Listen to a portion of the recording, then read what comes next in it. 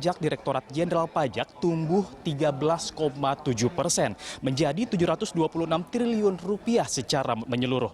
Dan saat ini juga pemerintah berharap realisasi dari tax amnesty dapat mendongkrak penerimaan pajak negara. Program tax amnesty terbukti ampuh mendongkrak penerimaan pajak negara. Animo wajib pajak besar memanfaatkan pengampunan pajak semakin tinggi demi menikmati tarif yang rendah. Bayangkan, penerimaan pajak hingga 30 Juli tercatat sebesar 518,4 triliun rupiah atau baru menyentuh 33,7% dari target APBNP 2016 sebesar 1.318 triliun rupiah. Sementara jelang berakhirnya periode pertama tax amnesty, penerimaan pajak melambung tinggi menyentuh 729 triliun rupiah atau 55% dari target. Jika dirinci, penerimaan PPh non-migas sebesar 431,7 triliun rupiah, PPN dan PPNBM 252,5 triliun rupiah, PPh migas 24,5 triliun rupiah, serta PBB 20,8 triliun rupiah. Ini termasuk PPh non-migas kan, yang masuk tadi. Makanya kalau ditanya growth-nya berapa, sekarang ini growth-nya adalah 13,7% dari tahun lalu. Periode yang sama. Ada peningkatan, oh ya besar juga. 13,7%. 40. Totalnya 729 termasuk migas.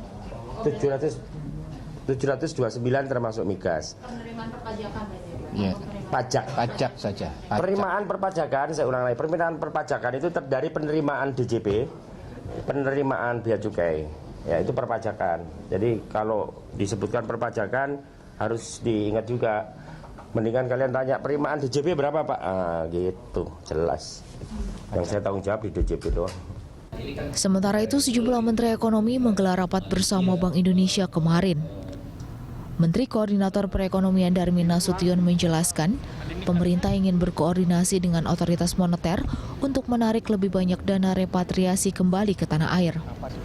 Pemerintah berencana menyediakan instrumen investasi baru yang akan ditawarkan pada periode tax amnesty kedua yang berakhir pada Desember 2016. Rapat rutin aja, rapat konsultasi, kebijakan antara pemerintah dengan BI, ya, di mana itu dari pemerintah ya ada Menteri Keuangan, ada OJK, ada BUMN, Kementerian BUMN dan Kantor Menko. Jadi, itu pembahasan yang setiap kali dimulai dengan presentasi seperti apa Bank Indonesia melihat perkembangan. Untuk memuluskan program tax amnesty, pemerintah telah memberikan sejumlah kemudahan, seperti perpanjangan pelayanan administrasi hingga akhir 2016, serta pemilik SPV tidak harus membubarkan SPV dan hanya terkena denda deklarasi 4% pada periode pertama. Tim Liputan, Berita 1, Jakarta.